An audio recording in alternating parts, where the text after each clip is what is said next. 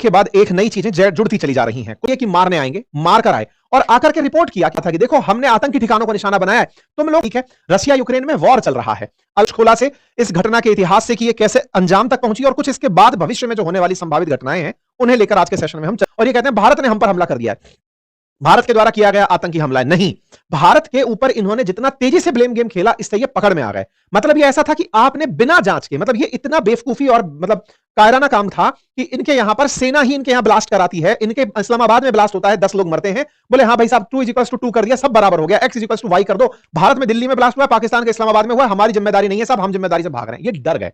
पाकिस्तान में जो ब्लास्ट हुआ, पाकिस्तान के प्रधानमंत्री निकलकर तुरंत भारत का नाम लगा दिए बिना जांच के।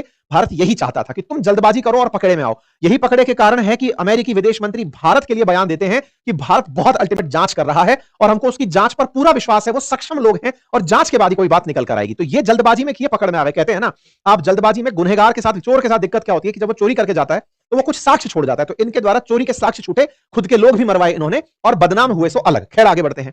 अब बात आती है ऑपरेशन सिंदूर की। मैं आपको याद दिला दूं, पिछली बार जब हमारे देश में पहलगाम आतंकी हमला हुआ था तो उस समय भारत ने आतंकियों को निशाना बनाने के साथ साथ उनके ठिकानों को भी निशाना बनाया था ऑपरेशन सिंदूर के अंदर।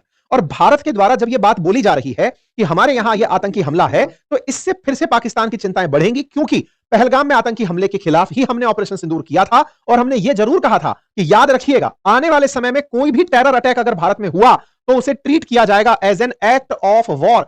यह बात आप सभी को समझ में आनी चाहिए। एक्ट ऑफ वॉर का मतलब है कि यह युद्ध भड़काने वाला कृत्य है, हम इसके खिलाफ युद्ध लड़ सकते हैं। मतलब ऐसा नहीं है कि टेररिस्ट था तो हम टेररिस्ट को मारेंगे, नहीं। अब इसमें भी एक अंतर है साहब, टेररिस्ट अटैक और वॉर में अंतर क्या होता है।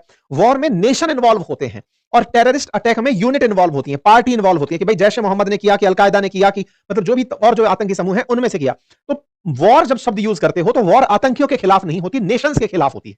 मतलब ये समझना है आपको कि ब्लास्ट अलग कहानी है, टेररिस्ट अटैक अलग कहानी है और इसके बाद में वॉर एक अलग कहानी है। वॉर नेशंस के बीच लड़ा जाता है। 193 देश यूएन में अगर हैं तो इसका मतलब है कि उनके बीच अगर कभी फाइट होगी तो उसे वॉर कहा जाएगा। कायदा के खिलाफ अमेरिका या फिर जो तालिबान के खिलाफ अमेरिका अफगानिस्तान में जो कृत्य कर रहा था वो वॉर नहीं थी। अफगानिस्तान में वो आतंकियों को मिटाने का मिशन चला रहा था, उसको उसने ऑपरेशन नाम दिया था।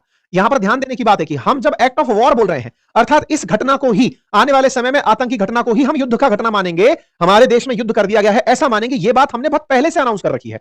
यह घटना आप देख रहे हैं 15 मई की है, रक्षा मंत्री के बयान की। अर्थात अगर हमने टेररिस्ट अटैक देखा तो समझो दिल्ली ब्लास्ट था, दिल्ली ब्लास्ट को हमने टेररिस्ट अटैक डिक्लेयर करने में, अगर तुम अब और करोगे तो हम मारेंगे और तुम रुक जाओगे तो हम रुक जाएंगे। सब कुछ वैसे ही हुआ। लेकिन वहां पर एक, आप लोग इस विषय पर क्या सोचते हैं, अपनी राय जरूर कमेंट बॉक्स में बताइए। चैनल पर नए हैं तो सब्सक्राइब कर लीजिए, साथियों के साथ अवश्य साझा कीजिए। बहुत बहुत धन्यवाद।